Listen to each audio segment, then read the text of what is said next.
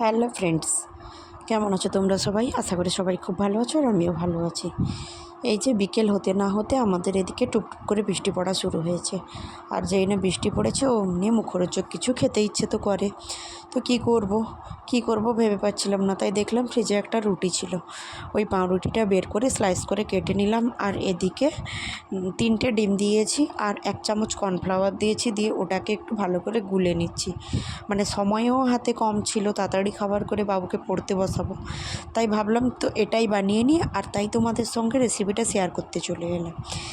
প্রথমে পাউরুটিগুলোকে তোমরা মোটামুটি স্লাইস করে কেটে নিতে পারো। কেটে নেওয়ার পরে ডিমটার সঙ্গে অল্প একটু নুন আর প্রয়োজনে কেউ চাইলে গোলমরিচ বা লঙ্কার গুঁড়ো দিতে পারো। আমি কিন্তু ওটা কোনোটাই দিইনি, কারণ আমার গোলমরিচের গুঁড়োটাও শেষ হয়ে গেছিলো আর লঙ্কার গুঁড়ো তো আমি ব্যবহার করি না।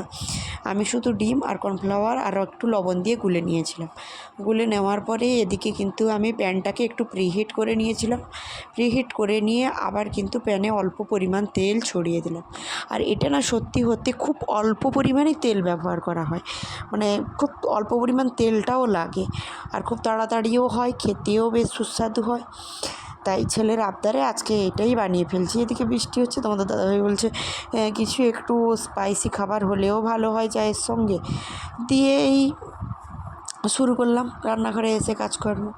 তো দেখো মোটামুটি আমার কথা বলতে বলতে তোমাদের সঙ্গে আমার এদিকে কিন্তু তেলটা গরম হয়ে এসেছে।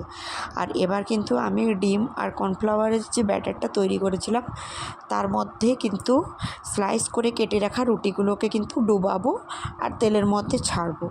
জাস্ট তোমরা একটু ওয়েট করো, দেখতে পাবে। এই যে দেখো, আমি স্লাইস করে কেটে রাখা রুটিটা কিন্তু নিয়ে নিয়েছি, দিয়ে ডুবিয়ে ওটাকে আবার ডোবানোর সময় খেয়াল করবে এমনভাবে ডোবাবে না যে হাত থেকে ছিঁড়ে নরম হয়ে পড়ে যাবে। এই যে ডুবিয়ে একটার পর একটা ডুবিয়ে মোটামুটি প্যানের মধ্যে যে কয়েকটা ধরে পরপর করে আমি কিন্তু সাজিয়ে দিয়ে যাচ্ছি। ঠিক আছে, তারপর হলো গিয়ে এটা তো হলো একটা অল্প মোটামুটি অল্প সময়ে তৈরিও হয়ে যায় বা সকলে 2-3 পিস করে খাওয়াও হয়ে যায়। একটা রুটি হলে প্রায় ধরো হিসেব মতো এই 11 থেকে 12 পিস থাকে, ওটা কাটলে প্রায় 22 পিস মতো হয়ে যায়। আর আমাদের তো তোমরা জানোই 5 জনের সংসার, 3-4 পিস করে খেতেই অস্থির। তার মধ্যে আবার কখনো কারুর 2-1টা বেশি লাগে, তখন আমিই কী করি, আমার পাত থেকে ঝেড়ে মুছে 2-1টা তুলে দিই। সে আর কি বলবো, কেউ যদি 1 পিস এক্সট্রা চায় আমি তো আর না করতে পারি না। আর ওভাবে সমান ভাগে ভাগ করে যে খেতেই হবে সবসময় সবটা, এমনটাও নয়। বাড়ির বউদের এটা একটু কম্প্রোমাইজ করতে হয়। যাই হোক, আমার কিন্তু এক পাশ ভাজা হয়ে গেছিলো, তারপরে আমি কিন্তু অপর পাশটা উল্টে দিচ্ছিলাম।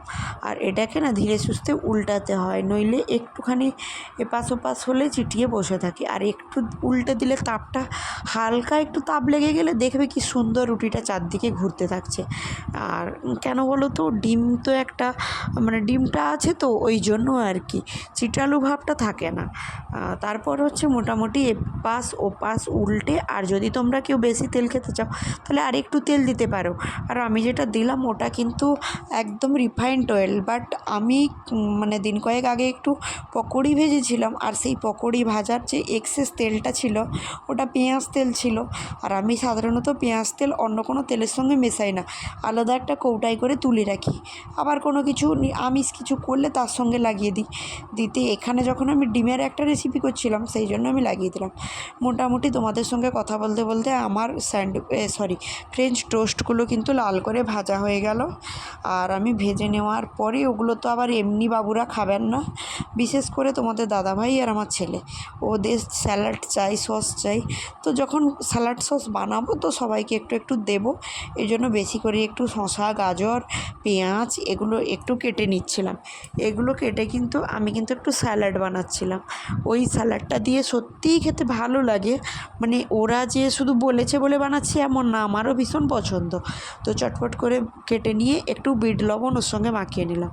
তো সসের পুরো প্যাকেটটাই আমাকে বাবুর সামনে নিয়ে আসতে হবে, ওকে ওর পছন্দ মতো ওর প্রয়োজন মতো সস ওকে দিতে হবে, এবং ওটা ও কম্পালসারি 2-3 বার নেবে। এই যে ও বাবা মাকে দিয়ে এসেছি, আর এদিকে আমি তোমাদের দাদাভাই আর বাবু 3 জন একসঙ্গে একটা থালায় বসে গেছি।